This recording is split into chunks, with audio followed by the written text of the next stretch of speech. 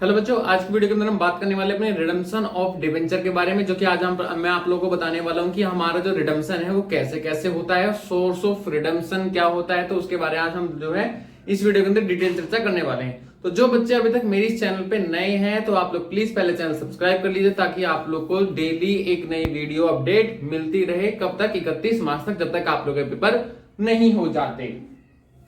तो बच्चों, जैसे कि मैंने अपनी लास्ट वीडियो के अंदर बताया था कि रिडम्पशन ऑफ डिवेंचर का मतलब होता है कि डिवेंचर्स की रीपेमेंट, यानी कि जैसे कि कंपनी ने आप लोगों से, भाई मैं कंपनी हूं, आपने क्या कौन हो? डिवेंचर होल्डर हो। मैंने आपसे अब से 5 साल 10 साल पहले पैसे लिए थे, जो कि अब वो टाइम आ चुका है कि मैं आप लोगों को पैसे की रीपेमेंट कर दूं। तो मेथड ऑफ रिडम्पशन जो होता है बेटा, पहले होता है आप लोग का लमसम। लमसम का मतलब होता है कि इकट्ठे पैसे, जब मैंने आप लोगों से 1,10,00,000 इकट्ठे पैसे लिए थे और एक साथ ही मैं आपको सारे के सारे पैसे वापस करूं, बोलते हैं हिंदी में बोलते हैं उसको एक मुश्त राशि, यानी कि इकट्ठी पेमेंट करना। वहीं अगर मैं बात करके चलूं दूसरे मेथड की, तो वो होता है आप लोग का इंस्टॉलमेंट मेथड।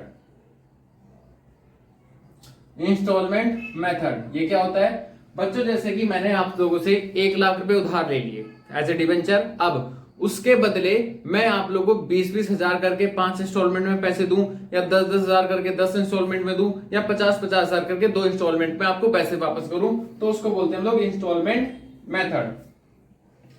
थर्ड वन होता है बेटा open market operation. Open market operation का मतलब होता है कि मैं अपनी ड्यू डेट, यानी कि जैसे कि मैंने आपसे जो है 1,00,000 रुपए उधार लिए और मैंने बोला कि मैं अब आपको ये पैसे अब से ठीक 10 साल के बाद दूंगा, लेकिन मैं 10 साल पूरे होने से पहले ही मैं आप लोगों के सामने मैंने इनविटेशन रखा कि भाई जिसे जिसे अपने डिवेंचर बेचने हैं, यानी कि आप लोग मुझे, यानी कि मैं वापस खरीदने के लिए तैयार हूं। कब? अपनी ड्यू डेट से पहले ही। उसको बोलते हैं open market operation. Just like example के मान के चलो कि मैं मार्केट में गया और मैंने बोला कि भाई मेरी कंपनी के जिस जिस पर्सन ने डिवेंचर खरीदे हैं वो पर्सन मेरे को अपने शेयर मतलब कि अपने पैसे वापस ले ले और मेरा डिवेंचर मुझे वापस कर दे। तो उसको बोलते हैं हम लोग ओपन मार्केट ऑपरेशन। और लास्ट एक है बेटा कन्वर्जन।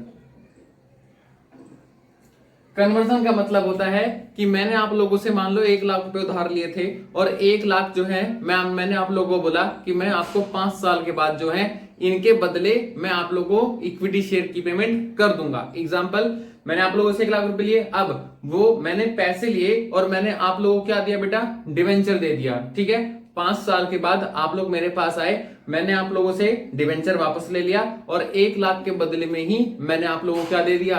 इक्विटी शेयर दे दिया। That's my conversion. अब बच्चों, लेकिन छोटी सी बात यह है कि आप लोग के 12th क्लास के सिलेबस में से ये दोनों मेथड डिलीट हो चुके हैं। केवल आप लोग के जो मेथड बचे हुए हैं, एक ये वाला और एक ये वाला बच्चा है।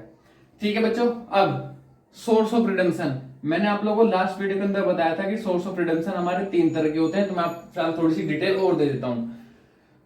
सबसे पहले होता है बच्चों आउट ऑफ प्रॉफिट। इंपॉर्टेंट है सुनना, यहां पे आप लोगों को डीआरआर से लिंक बताऊंगा कि क्या होता है। आउट ऑफ प्रॉफिट का मतलब होता है कि बच्चों मैंने आप लोगों से मान लो 1,00,000 रुपए उधार लिए, ठीक है। अब अगर वो 1,00,000 रुपए मुझे आपको 5 साल या 10 साल बाद वापस करने हैं और सारा का सारा जो मतलब कि आपकी डिवेंचर की रीपेमेंट है वो मैंने अपने प्रॉफिट में से विड्रॉ कर लिया, अपने प्रॉफिट में से निकाला, यानी कि आपको रीपेमेंट करने के पर्पज से, तो जितने पैसे का मैंने आपको अपने प्रॉफिट में से रिडम्पशन किया है डिवेंचर का, वो सारी की सारी अमाउंट किसकी बनेगी? आप लोग की डीआरआर की बनेगी। जो कि अब जो नए रूल्स आए हैं 2000 अगस्त 2019 में, वो आप लोग को डीआरआर कितना बनाना है? 10% of face value. 10% of face value. बच्चों, मैंने लास्ट वीडियो में बताया था कि 25% बनता है, लेकिन 25% नहीं बनेगा। इस साल से हमारा कैसे बनेगा? 10% ऑफ द फेस वैल्यू ही हमारा बनेगा। और कितना बनेगा?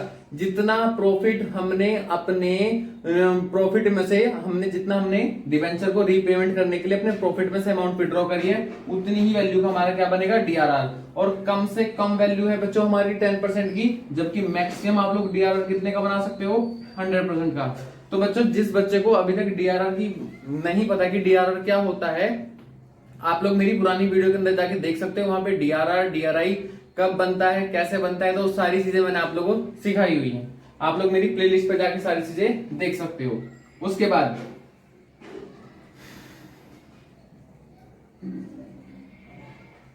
Out of capital. बच्चों आउट ऑफ कैपिटल का मतलब क्या होता है कि भाई मैंने आपको जो एग्जांपल के तौर पे मैंने आपसे 1,00,000 रुपए लिए, ठीक है, अब यही 1,00,000 रुपए मैं आप लोगों को 5 साल के बाद वापस करूंगा। लेकिन बच्चों मेरे पास पैसा ही नहीं है कि मैं आपको पेमेंट कर पाऊं, तो मैं क्या करूंगा कि आपकी लायबिलिटी को चुकाने के लिए, यानी कि मैं अपनी लायबिलिटी जो आप लोगों को पेमेंट करूं डिबेंचर की, वो पेमेंट चुकाने के लिए मैंने कहीं और से उधार ले लिया। तो कहीं एक उधार बढ़ा लिया और एक उधार घटा दिया, यानी कि एक लायबिलिटी को घटाने के पर्पज से मैंने दूसरी लायबिलिटी को क्रिएट कर लिया, तो उसको बोलते हैं आउट ऑफ कैपिटल। ठीक है बच्चों। अब एक होता है हमारा मिक्स, यानी कि बोथ। इसमें क्या होता है कि कुछ पैसा मैं अपने प्रॉफिट में से निकाल रहा हूं और कुछ पैसा मैं अपने किसमें से, कैपिटल से उधार ले रहा हूं। मान लो मैंने आप लोगों से 1,00,000 रुपए उधार लिया, ठीक है, और उसमें से 25,000 तो मैंने अपनी जेब के अंदर से निकाले आपको दिए, और 75,000 मैंने किसी से उधार मांगे तो मैंने आपको दिए। आपको तो पूरे 1,00,000 दे दिए तो ये चल जाएगी। लेकिन एक छोटी सी बात है, क्या सर हम जैसे कि ड्यू डेट है, ठीक है, 5 साल पूरे हो चुके हैं और आप मेरे पास में आए अपने पैसे मांगने के लिए, लेकिन मैंने आप लोगों से बोला कि बच्चों मेरे पास अभी पैसे नहीं है, आप कुछ दिनों बाद आना, क्या ऐसा संभव है? तो बच्चों ऐसा संभव बिल्कुल भी नहीं है। तो जो ड्यू डेट है उसी ड्यू डेट के अंदर मुझे आपकी फुल एंड फाइनल पेमेंट करनी पड़ेगी, चाहे मैं मार्केट से नया डिवेंचर उधार ले लूं।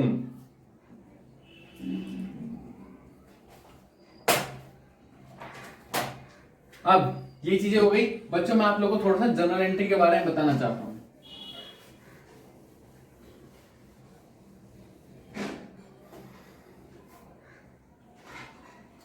ये हमारी यहाँ पे बच्चों मैंने आप लोगों से डिवेंचर के 1,00,000 रुपए उधार लिए और 5 साल के बाद में मैं आपको वापस कर दूंगा। यहाँ पे मेरे पूरे 5 साल हो गए, तो 1 अप्रैल 31 मार्च, ये मेरी कौन सी साल चल रही है? 5वीं साल चल रही है, जिस साल में मुझे आपको रिपेमेंट करनी है। तो बच्चों एंट्री कैसे कैसे बनेगी? यहाँ पे बनती है बच्चों हमारी 2 एंट्रियां। सबसे पहले हमने डिवेंचर उधार लिए, एंट्री बनेगी bank account debit to debenture application. Next entry बनती है debenture application account debit to percentage debenture. बच्चों आप लोगों ने चैप्टर नंबर 8 के अंदर 9 के अंदर यहाँ पे 6 केसेस पढ़े होंगे। रिडम्पशन जैसे कि इशू एट पार है, रिडम्पशन प्रीमियम है, समथिंग कुछ 6 केसेस पढ़े होंगे। तो 6 केसेस में से वहां पे एक केस बनेगा, ठीक है। अब बच्चों हमारा साल के बीच में क्या बनता है? डीआरआर। कब? जिस साल आप लोगों ने इशू किया जस्ट उसके अगले साल ही हमारा क्या बन जाता है? डीआरआर बन जाएगा। तो डीआरआर की एंट्री बनती है हमारी